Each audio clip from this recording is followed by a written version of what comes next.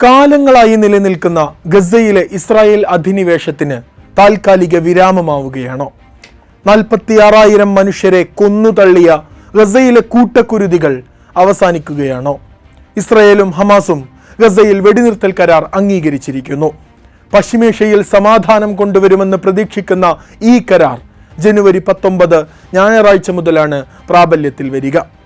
ഖത്തറിലെ ദോഹയിൽ വെച്ച് ഒരാഴ്ചയായി നീണ്ടുനിന്ന ചർച്ചകൾക്കൊടുവിലാണ് വെടിനിർത്തൽ കരാറിന് ഹമാസും ഇസ്രായേലും സമ്മതിച്ചതായി ഖത്തർ പ്രധാനമന്ത്രി ഷെയ്ഖ് മുഹമ്മദ് ബിൻ അബ്ദുറഹ്മാൻ അൽ താനി വ്യക്തമാക്കിയത്.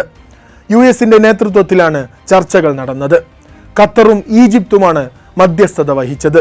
കഴിഞ്ഞ 467 ദിവസങ്ങളായി തുടരുന്ന ഗസയെ പാടെ നശിപ്പിച്ചു കളഞ്ഞ യുദ്ധത്തിന് ശേഷം പ്രതീക്ഷയോടെയാണ് ഈ കരാറിനെ ലോകം ഉറ്റുനോക്കുന്നത്. ഞായറാഴ്ച മുതലാണ് കരാർ പ്രാബല്യത്തിൽ വരുന്നതെന്നാണ് ഖത്തർ പ്രധാനമന്ത്രി അറിയിച്ചത്. അതുവരെ ഇസ്രായേലും ഹമാസും ഈ കരാർ നടപ്പിലാക്കാനുള്ള പ്രവർത്തനങ്ങൾ തുടരുമെന്നും അദ്ദേഹം അറിയിച്ചിരുന്നു. വെടിനിർത്തലിനു പുറമെ ഇസ്രായേലും ഹമാസും പരസ്പരം തടവിലാക്കിയ ബന്ദികളെ കൈമാറാനും ധാരണയായിട്ടുണ്ട്. എല്ലാത്തിനും പുറമെ കുടിയൊഴിപ്പിക്കപ്പെട്ട ഫലസ്തീൻ ജനതക്ക് തങ്ങളുടെ വീടുകളിലേക്ക് മടങ്ങാനും കരാർ പ്രകാരം ധാരണയുണ്ട്.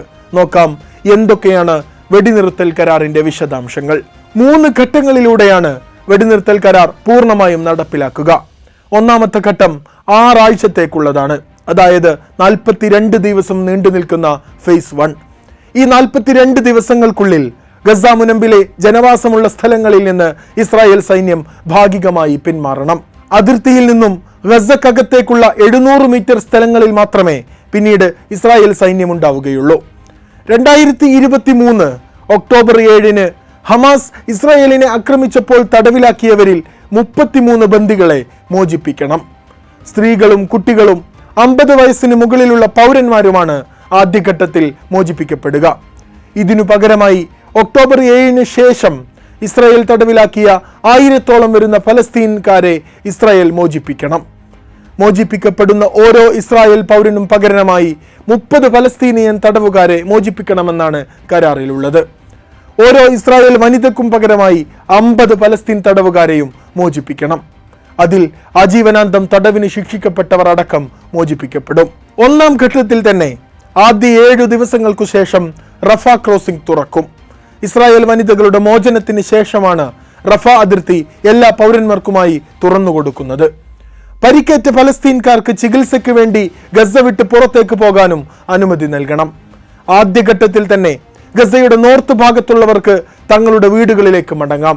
പക്ഷേ അവിടെ പട്ടിണിയും കടുത്ത ക്ഷാമവും നേരിട്ടേക്കാമെന്ന് നിരവധി ഏജൻസികൾ മുന്നറിയിപ്പ് നൽകുന്നുണ്ട്. അതുകൊണ്ട് തന്നെ സഹായങ്ങളുമായി ദിനം പ്രതി 600 ട്രക്കുകൾ ഈ ഭാഗത്തേക്ക് അനുവദിക്കണം. 6 ആഴ്ചകൾ നീണ്ടു നിൽക്കുന്ന ഒന്നാം ഘട്ടം കഴിഞ്ഞാൽ അടുത്ത 6 ആഴ്ച രണ്ടാം ഘട്ടമാണ്. ഒന്നാം ഘട്ടം തുടങ്ങി 16 ദിവസം കഴിഞ്ഞ ശേഷം രണ്ടാം ഘട്ടത്തിലും മൂന്നാം ഘട്ടത്തിലും നടപ്പിലാക്കേണ്ട കരാർ വ്യവസ്ഥകളെക്കുറിച്ച് ചർച്ചകൾ ആരംഭിക്കണം. ഈ വ്യവസ്ഥകൾ 5-ാമത്തെ ആഴ്ചക്കുള്ളിൽ തന്നെ അംഗീകരിക്കുകയും വേണം. ഇനി ചർച്ചകൾ നീണ്ടുപോയാൽ തന്നെ വെടിനിർത്തൽ കരാർ തുടരുമെന്നാണ് അമേരിക്കൻ പ്രസിഡന്റ് ജോ ബൈഡൻ അറിയിച്ചത്. ഗസയിൽ സമ്പൂർണ്ണ സമാധാനവും ശാന്തിയും ഉറപ്പാക്കുന്ന പെർമനന്റ് സീസ്ഫയർ പ്രഖ്യാപിക്കേണ്ടത് രണ്ടാം ഘട്ടത്തിലാണ്. അതിൽ ഒക്ടോബർ 7 ആക്രമണത്തിൽ ഉൾപ്പെടാത്ത 1000 ഗസയിലെ തടവുകാരെ മോചിപ്പിക്കണം. ഫിലാഡൽഫി ഇടനാഴിയിൽ നിന്നും ഇസ്രായേൽ പട്ടാളക്കാർ പിൻവാങ്ങണം. ഇസ്രായേൽ തടവുകാരെ മോചിപ്പിച്ച് 50 ദിവസങ്ങൾക്കകം സമ്പൂർണമായ പിന്മാറ്റം നടത്തണം. ഈ രണ്ടാം ഘട്ടത്തോടുകൂടി ജീവിച്ചിരിക്കുന്ന എല്ലാ തടവുകാരെയും ഹമാസും മോചിപ്പിക്കും. ഒന്നാം ഘട്ടവും രണ്ടാം ഘട്ടവും കഴിഞ്ഞാൽ പിന്നീടുള്ള 42 ദിവസങ്ങളിലായി മൂന്നാം ഘട്ടം നടപ്പിലാക്കണം. കരാറിന്റെ മൂന്നാം ഘട്ടത്തിന്റെ വിശദാംശങ്ങൾ കൂടുതൽ വ്യക്തമായിട്ടില്ല. പരിക്കേറ്റ തടവുകാരെ ഇസ്രായേലും ഫലസ്തീനും പരസ്പരം കൈമാറുന്നത് ഈ അവസാന ഘട്ടത്തിലാണ്. ഗസക്കകത്തും പുറത്തും പൗരന്മാർക്ക് സഞ്ചരിക്കാൻ പാകത്തിൽ എല്ലാ അതിർത്തികളും തുറന്നുകൊടുക്കപ്പെടും. അതോടൊപ്പം ഗസ ദേശത്തെ പുനർനിർമ്മിക്കാനുള്ള 3 വർഷം മുതൽ 5 വർഷം വരെ നീണ്ടു നിൽക്കുന്ന പദ്ധതിയും ഇതോടുകൂടി നടപ്പിലാക്കി തുടങ്ങും. ഗസയെ പുനർനിർമ്മിക്കേണ്ടത് അന്താരാഷ്ട്ര ഏജൻസികളുടെ നിരീക്ഷണത്തിലായിരിക്കണമെന്നും കരാറിൽ പറയുന്നുണ്ട്. ഇങ്ങനെയൊക്കെ വെടിനിർത്തൽ കരാറുണ്ടാകുമ്പോഴും പരസ്പരം ധാരണയാകുമ്പോഴും ഇതുവരെയുണ്ടായ കണക്കുകൾ നാം മറന്നു കളയരുത്. ഇപ്പോഴത്തെ യുദ്ധസമാന സാഹചര്യം ആരംഭിച്ച 2023 ഒക്ടോബർ 7 ശേഷം മാത്രം ഇസ്രായേൽ ഇതുവരെ കൊന്നുകളഞ്ഞ ഫലസ്തീൻ ജനതയുടെ ഔദ്യോഗിക എണ്ണം 46,707 അനൗദ്യോഗിക കണക്കുകൾ ഇതിലും എത്രയോ കൂടുതലാണ്. അതിൽ 18,000 കുട്ടികളുണ്ട്. ഇത് ഗസയിലെ 50 മനുഷ്യരിൽ ഒരാളെന്ന തോതിലാണ്. കഴിഞ്ഞ 467 ദിവസങ്ങളിൽ മാത്രം ഇസ്രായേൽ ഇതുവരെ പരിക്കേൽപ്പിച്ചത് 1,10,265 പേരെയാണ്. ഇത് ഗസയിലെ 20 മനുഷ്യരിൽ ഒരാളെന്ന തോതിലാണ്. UNRWA കണക്കുകൾ പ്രകാരം ഓരോ ദിവസവും ഗസയിലെ 10 കുട്ടികൾക്ക് വീതം സ്വന്തം കാലുകൾ നഷ്ടപ്പെടുന്നുണ്ട്. 19 ലക്ഷം മനുഷ്യരെ ഇതുവരെ കുടിയൊഴിപ്പിച്ചിട്ടുണ്ട്. ജനസംഖ്യയുടെ 95%. 22 ലക്ഷം മനുഷ്യർ ഒന്നും കഴിക്കാനില്ലാതെ കടുത്ത ഭക്ഷ്യ അരക്ഷിതാവസ്ഥ നേരിടുന്നുണ്ട്. ഇങ്ങനെ ഒരു രാജ്യത്തെ മുഴുവൻ ഏകദേശം നശിപ്പിച്ചു തീർത്ത ശേഷമാണ് ഇപ്പോൾ വെടിനിർത്തലിന് കളമൊരുങ്ങുന്നത്. കരാർ ഇസ്രായേൽ ക്യാബിനറ്റ് അംഗീകരിക്കാൻ തയ്യാറെടുക്കവേ ഇസ്രായേൽ പട്ടാളം ഈ കഴിഞ്ഞ മണിക്കൂറിലും ഗസയിൽ ആക്രമണം നടത്തിയിട്ടുണ്ട്. 40 പലസ്തീനികളെ ഈ കഴിഞ്ഞ മണിക്കൂറിൽ മാത്രം കൊന്നിട്ടുണ്ട്.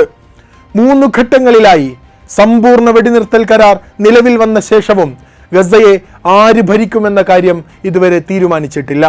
ഫലസ്തീൻ ഭരണകൂടത്തെ പുനഃക്രമീകരിക്കുന്ന നടപടിക്ക് അമേരിക്ക സമ്മർദ്ദം ചെലുത്തുന്നുണ്ട്. വെടിനിർത്തൽ കരാറിന്റെ വാർത്തകൾ ഗസയിലെ ഫലസ്തീനികൾക്ക് നൽകുന്ന ആഹ്ലാദം വിവരണാതീതമാണ്. ജനുവരി 20 തിങ്കളാഴ്ചയാണ് അമേരിക്കയിൽ പ്രസിഡന്റായി ഡൊണാൾഡ് ട്രംപ് അധികാരമേൽക്കുന്നത്. ബൈഡന്റെയും ട്രംപിന്റെയും ഒരുമിച്ചുള്ള പ്രവർത്തനങ്ങളാണ് ഗസയിൽ വെടിനിർത്തലിനെ ഇത്ര പെട്ടെന്ന് സാധ്യമാക്കിയതെന്ന് ഇസ്രായേലിലെ അമേരിക്കൻ അംബാസിഡർ പറയുകയും ചെയ്തിട്ടുണ്ട്. ട്രംപ് അധികാരത്തിൽ വരുന്നതിന് മുമ്പ് തന്നെ യുദ്ധം അവസാനിപ്പിക്കാൻ സാധിക്കുന്നു. പൊതുവെ യുദ്ധം ഇഷ്ടമില്ലാത്ത പുതിയ അമേരിക്കൻ പ്രസിഡന്റിന്റെ വഴിയെ ബെഞ്ചമിൻ നെതന്യാഹുവും സഞ്ചരിക്കാൻ ഒരുങ്ങുന്നു. നവംബറിലെ തങ്ങളുടെ ചരിത്ര വിജയത്തിന്റെ ഫലമാണ് ഈ സീസ് ഫയർ എന്ന് ട്രൂത്ത് സോഷ്യലിൽ ട്രംപ് പോസ്റ്റ് ചെയ്യുകയും ചെയ്തിട്ടുണ്ട്. അതോടൊപ്പം ഗസയിലെ ഇപ്പോഴത്തെ കരാറിന്റെ ക്രെഡിറ്റ് ആരെടുക്കുമെന്ന ചർച്ചകളും സജീവമാണ്. സ്ഥാനമൊഴിയുന്ന ബൈഡനോ അതോ സ്ഥാനമേറ്റെടുക്കാൻ പോകുന്ന ട്രംപോ? ക്രെഡിറ്റ് ആരെങ്കിലും എടുക്കട്ടെ. വെടിനിർത്തലിന്റെ വാർത്ത എത്തിയപ്പോഴേക്കും ഫലസ്തീൻ പതാകയുമേന്തി നൃത്തം ചെയ്ത് ആഘോഷിക്കുന്ന ഖാൻ യൂനിസിലെ ദൃശ്യങ്ങൾ പുറത്തു വന്നുകൊണ്ടിരിക്കുന്നു. അധിനിവേശ ഭ്രാന്ത് മൂത്ത അധികാരികൾ കാരണം എല്ലാം നഷ്ടപ്പെട്ട ലക്ഷക്കണക്കിന് നിരപരാധികൾക്ക് പക്ഷേ ഈ കരാർ തങ്ങളുടെ പുതുജീവിതത്തിലേക്കുള്ള വാതിലാണ്.